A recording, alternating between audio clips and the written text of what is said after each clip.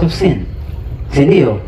Cha pili, what happens is you receive righteousness by faith.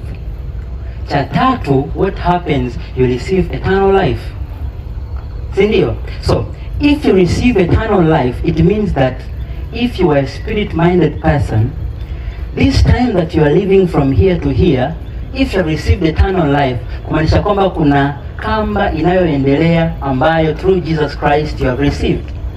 Are we together now? Now, the question is, huu muda ambao umepewa hapo wa kuishi ndio ambao una determine what happens in the end of eternal life. So, what we do in this time that is limited ndio ambayo inatufanya sisi baadaye tuje to face the consequences that is after this limited time. Kwa sababu everybody will be asked for what he did on earth.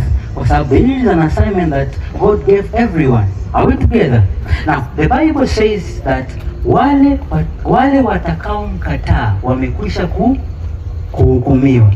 Wale watakaompokea wamekwisha kusamehewa na wamepokea uzima wa milele. Are we together? Sindio? So, wale waliompokea Kristo kumaanisha kwamba they have secured their eternal. Are we together?